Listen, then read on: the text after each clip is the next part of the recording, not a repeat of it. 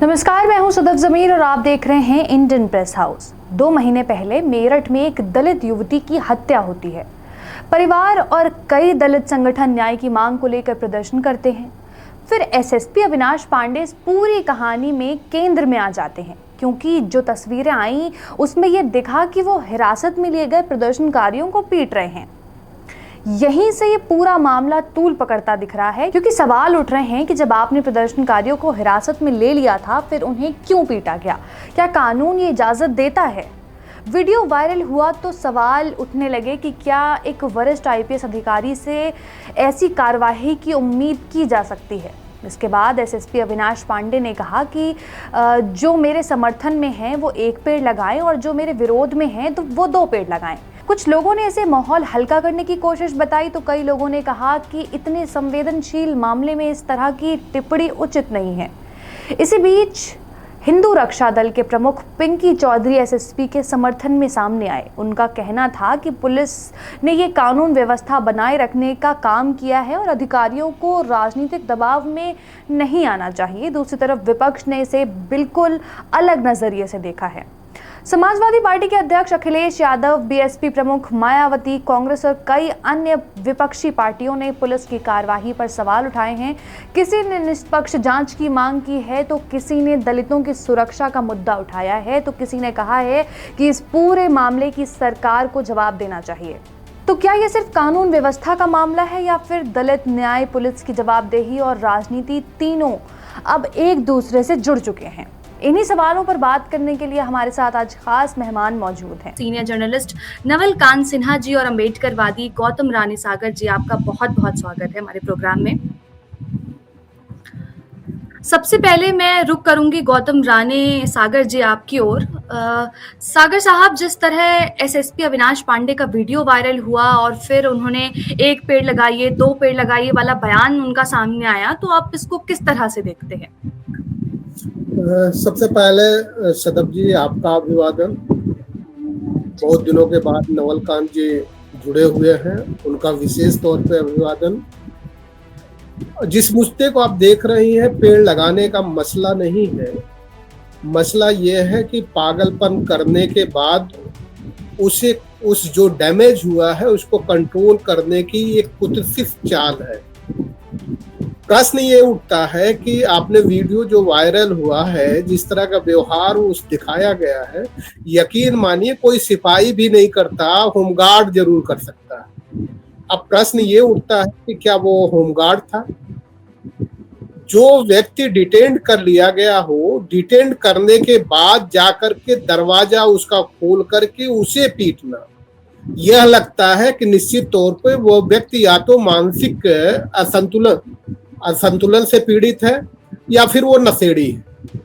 मानसिक असंतुलन से पीड़ित है तो यूपीएससी क्वालिफाई करके आया है, तो गवर्नमेंट को इस बात का ध्यान रखना चाहिए कि ऐसे जो प्रोकेटिव टाइप के लोग हैं, अचानक से पूरी तरह से आक्रामक हो जाते हैं, ऐसे लोगों के बस का नहीं है लॉ एंड ऑर्डर को मेंटेन करना। जो सुप्रीम कोर्ट का जजमेंट है ललिता कुमारी के प्रकरण में, यूपी स्टेट गवर्नमेंट का ही मसला है, उसमें स्पष्ट ये निर्देश दिए गए हैं कि the person who is detained can not be punished, can not be slapped.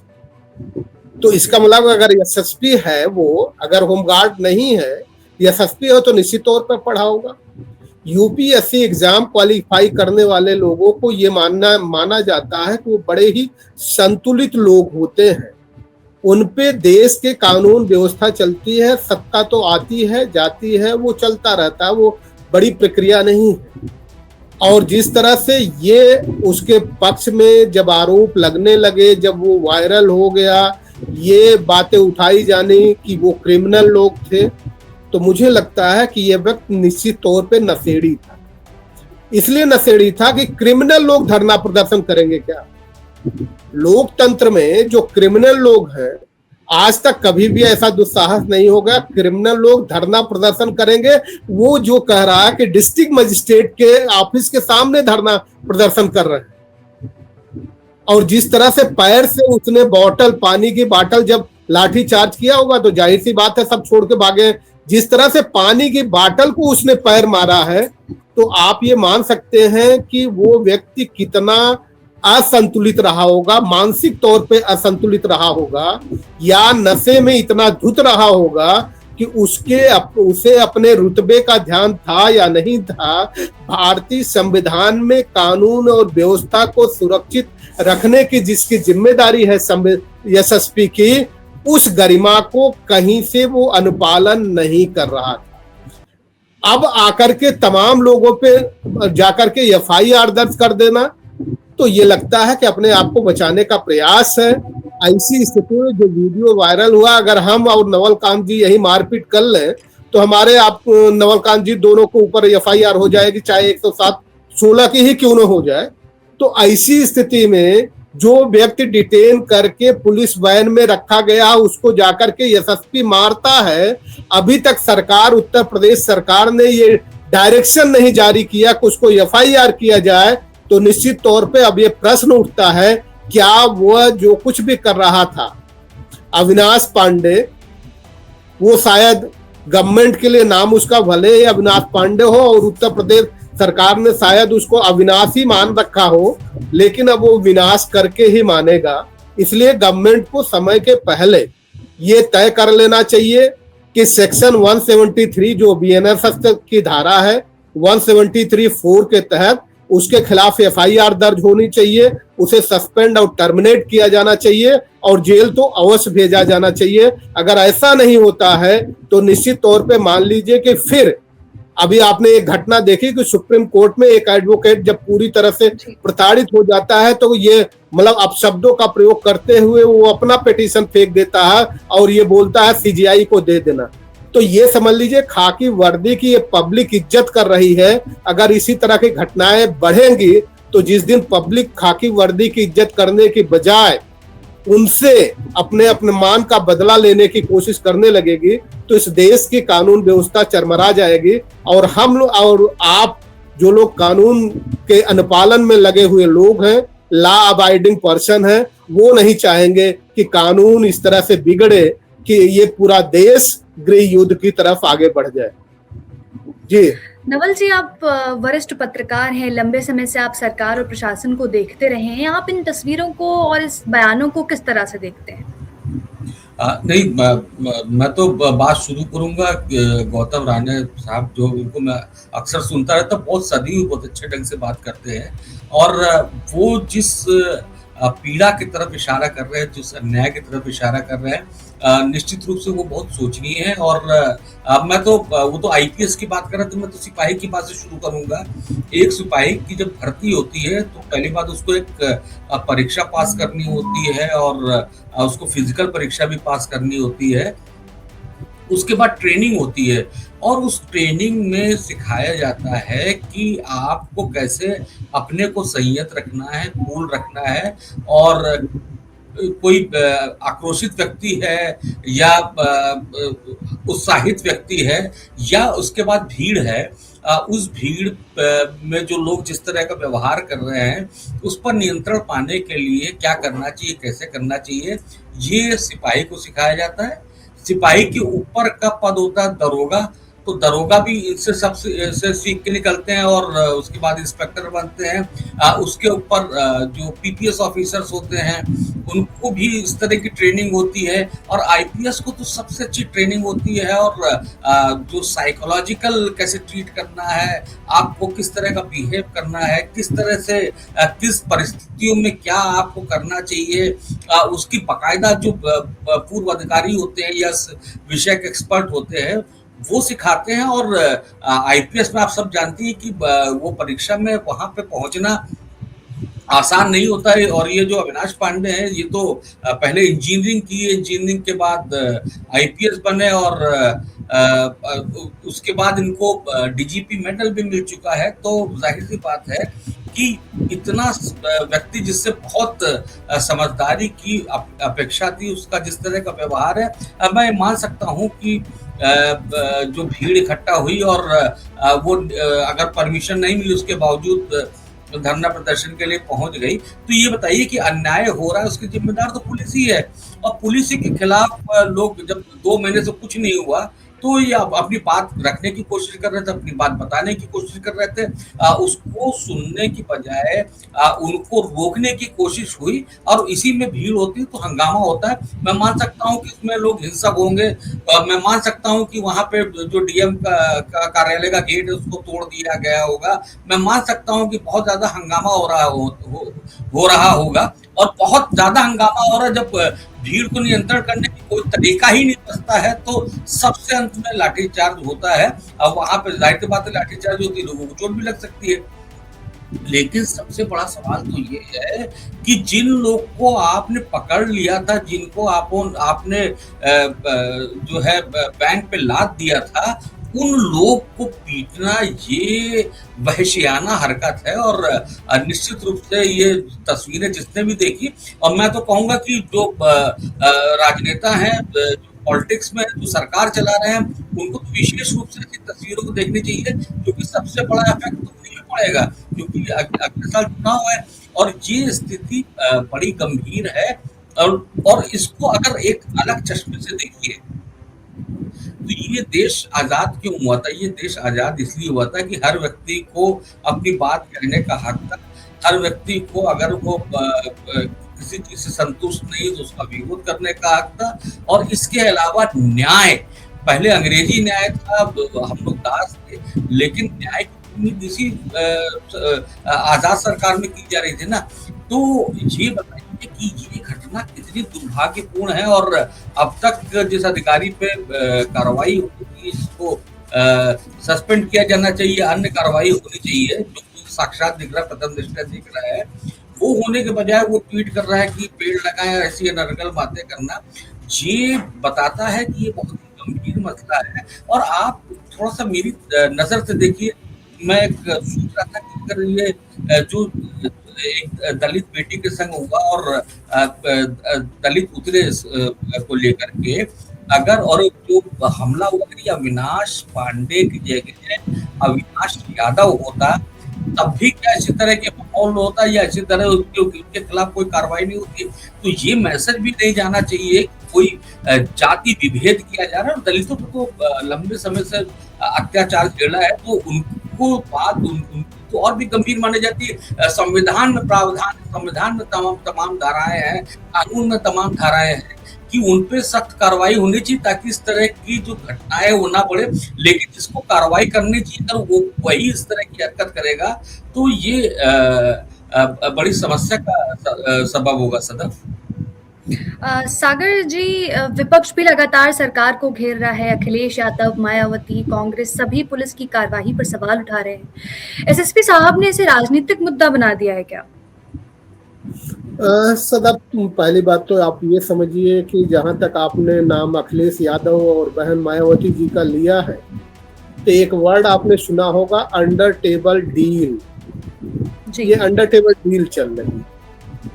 अगर अंडर टेबल डील न चल रही होती तो सड़कों पे उतर करके प्रदर्शन होता है। लोकतंत्र यही कहता है, जमहूरियत में यही तरीके हैं। जैसा कि नवल जी कह रहे थे, अच्छी बात वो उन्होंने अपनी बात कही है, एक उदाहरण देकर के प्रस्तुत किया है। आप इस बात को भी समझिए कि जो एग्रेशन दिखा है अविनाश पांडे का, उस पॉइंट को हमने इसीलिए छोड़ रखा था। पहले ये कानून के दायरे में भी इसने वायलेशन किया है कानून का। अब उसके आगे हम बढ़ते हैं, जिस तरह से उसने व्यवहार किया है, ऐसा लगता है ही अकम्पलिश ऑफ द जो वहां के रेपिस्ट हैं उनका सहयोगी तो नहीं, उस तरह का व्यवहार दिखता है। नवल कांत जी कह रहे थे कि ये अगर मान लिया कि गुस्से में जो भीड़ थी उन्होंने डीएम का गेट तोड़ दिया होगा, तो आपको याद होगा कि 1965 में जब लाल बहादुर शास्त्री जी प्राइम मिनिस्टर बने थे, तो उस समय जब लाठी चार्ज होता था तो उनको लगता था कि अपने ही लोगों पे तितर बितर करना है, उनको ज्यादा उत्तेजित होने से रोकना है, उग्र होने से रोकना है। तो लाठी चार्ज से उनके हाथ टूट सकते हैं, पैर टूट सकते हैं, मौत हो सकती है, इसलिए हम लाठी चार्ज नहीं करवाएंगे। वाटर कैनन की व्यवस्था की गई थी और आज भी वाटर कैनन की व्यवस्था है। अगर इतनी भीड़ उग्र हो रही थी तो वाटर कैनन यूज किया जाना चाहिए था।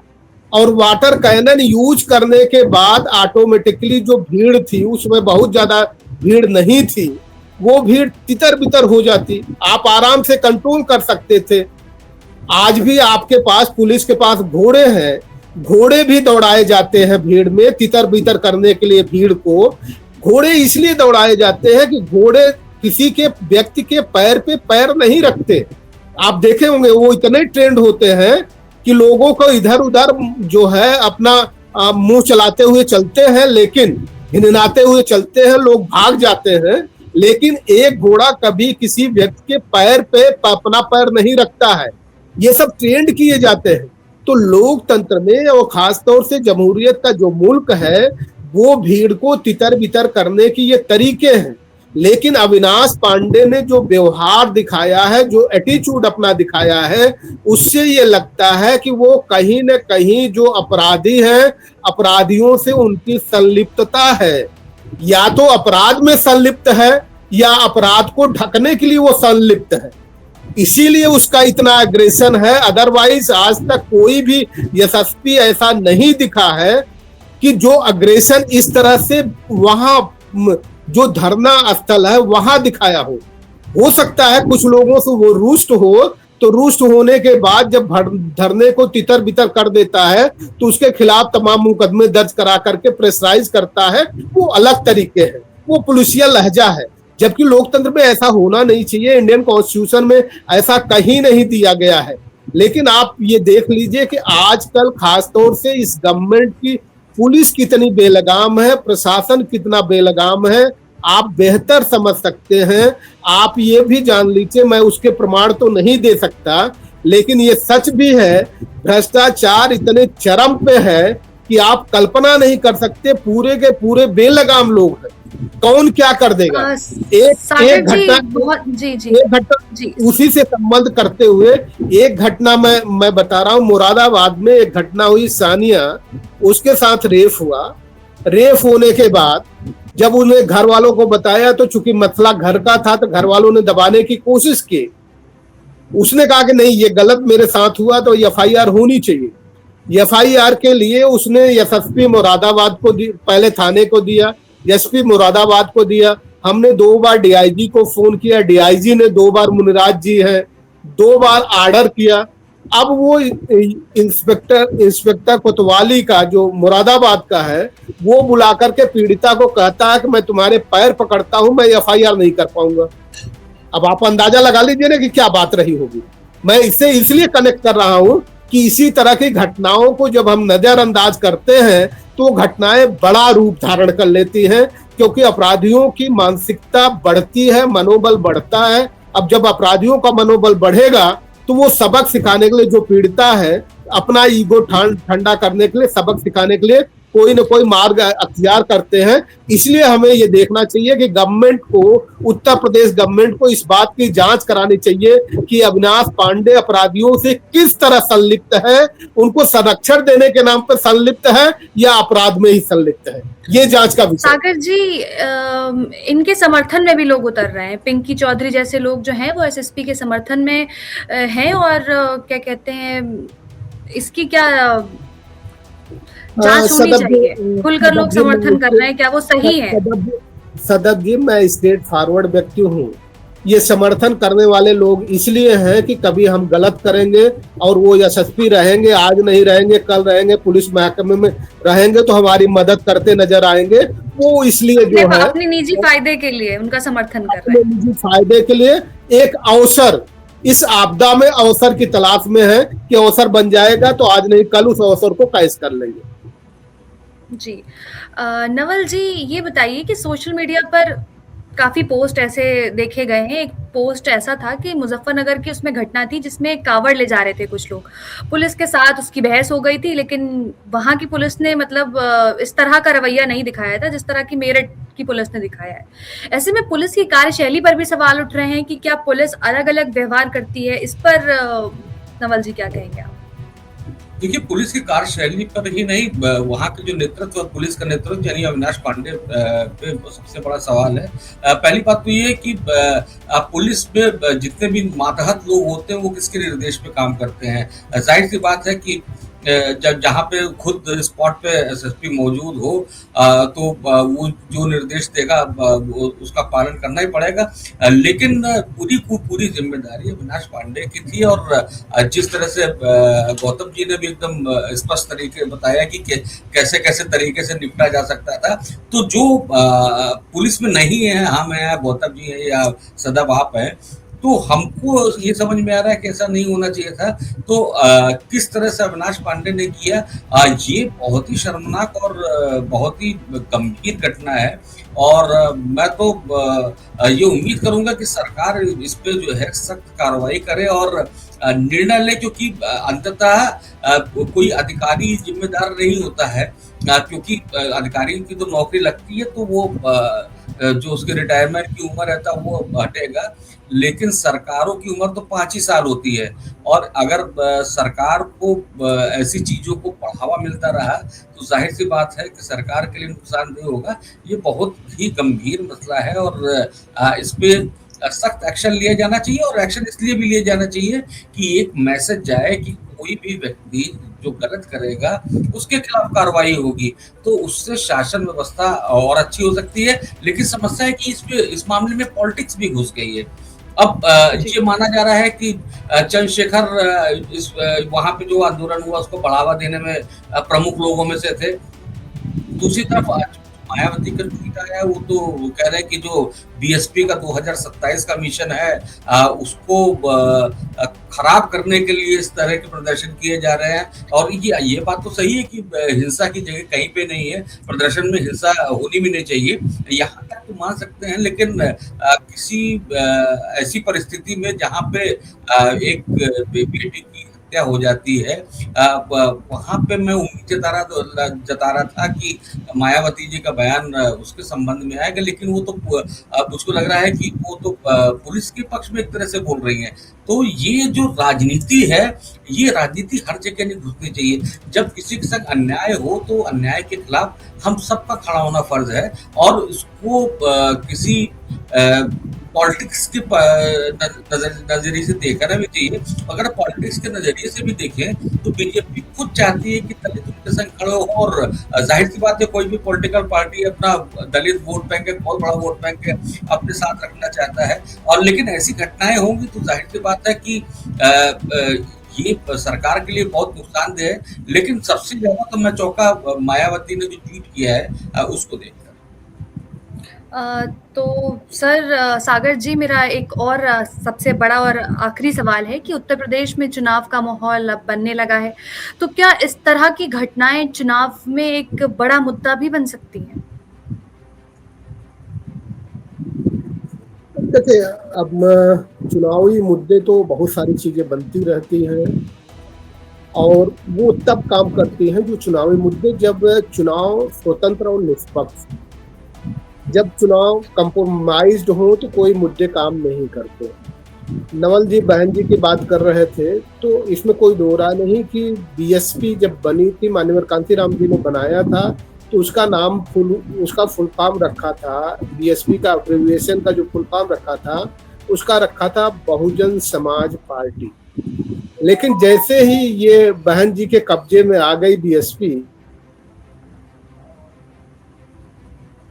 बहुजन समाज पार्टी से बहन जी संपत्ति परियोजना, तो इस समय जितने भी उद्योगपति हैं वो सारे के सारे उद्योगपति इस गवर्नमेंट से पूरी तरह घबराए हैं। क्योंकि आपने देखा होगा, ईडी है जिसको आप लोग कभी कहते हैं एनफोर्समेंट डायरेक्टरेट, लेकिन मेरे ख्याल से उसका अगर सही नाम दिया जाए तो एक्सटॉर्शन डायरेक्टरेट डिपार्टमेंट उसको कह देना चाहिए तो ज्यादा बेहतर है।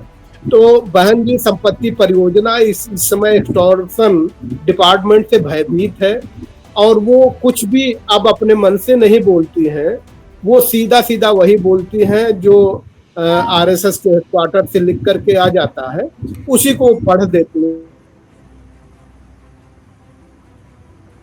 कि बहन जी संपत्ति परियोजना को बचाए रखना है, तो जाहिर सी बात है ईडी और सीबीआई जो तोता और मैना का नाम दिया गया है उससे उनको बचने की जरूरत है। बाकी गवर्नमेंट का और इन दोनों का क्या रवैया है, और आपसे फिर हमने इशारा किया था कि सुप्रीम कोर्ट में भी इस तरह के गुस्से अभी उठे हैं, वो प्रतीकात्मक है, तो कहीं ना कहीं बड़ा रूप भी ले सकते हैं।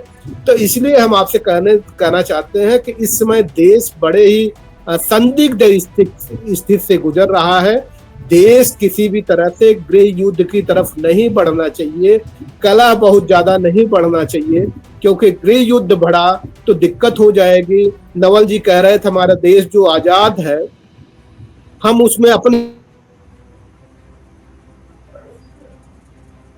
वो अन्यथा न लेंगे। हमारा देश आजाद नहीं है, स्वतंत्र है। स्वतंत्र और आजाद में डिफरेंसेस, साइकिल आपने भी शायद चलाई होगी, तो साइकिल में एक पार्ट होता है फ्री, जिसको बोलते हैं फ्री। फ्री का मतलब है आजाद, लेकिन उसको फ्री नहीं छोड़ा जाता, चेन से बांधा जाता है। अगर चेन से बांधा न जाए तो साइकिल कभी आगे नहीं बढ़ सकती है। उसी तरह लोकतंत्र जो भारत देश स्वतंत्र है, उस स्वतंत्रता में सबकी स्वतंत्रता एक निर्धारित मापदंड लिए हुए है। जब वो मापदंड टूटता है तो निश्चित तौर पे फिर देश गृह युद्ध की तरफ जाता है। हम आप सजग लोग हैं, जो लॉ अबाइडिंग लोग हैं, हम ये चाहते हैं कि कभी भी ये जो क्राइटेरिया दहलीज निर्धारित कर दी गई है, उस दहलीज को किसी को भी पार नहीं करना चाहिए, न विधायिका को, न कार्यपालिका को, न न्यायपालिका को, और न ही मीडिया को। ऐसी स्थिति में अगर ये दहलीज नहीं पार करेंगे तो देश निश्चित तौर पर India will be prosperous country of the world. जी नवल सर। गौतम साहब बहुत अच्छा, बहुत शानदार बोलते हैं, लेकिन जो उन्होंने स्वतंत्र और आजाद वाली बात बोली, पहली बात तो कोई भी गलत बोल सकता है, उसमें नाराज होने की मुझे कोई आवश्यकता ही नहीं। और आप जैसा प्रबुद्ध व्यक्ति बोलेगा तो वही नाराज होने की बात नहीं है। लेकिन बात सिर्फ इतनी सी कि स्वतंत्र और आजाद जो शब्द है वो बस केवल भाषा का अंतर है कि हिंदी में इस्तेमाल होता है, उर्दू में इस्तेमाल होता है। और स्वतंत्रता का मतलब कभी भी अराजकता नहीं होता, आजादी का मतलब कभी अराजकता नहीं होता। तो इस तथ्य से मैं आपके सहमत हूँ। बस भाई इतनी बात जोड़ना चाह रहा था। चलिए सर, बहुत बहुत शुक्रिया अपनी बात हमारे सामने रखने के लिए, हमारे दर्शकों को इतनी जानकारी देने के लिए। गौतम जी और नवल जी, आपका बहुत बहुत शुक्रिया, धन्यवाद। आप इस विषय पर क्या सोचते हैं? अपनी राय हमें कमेंट बॉक्स में जरूर बताइएगा।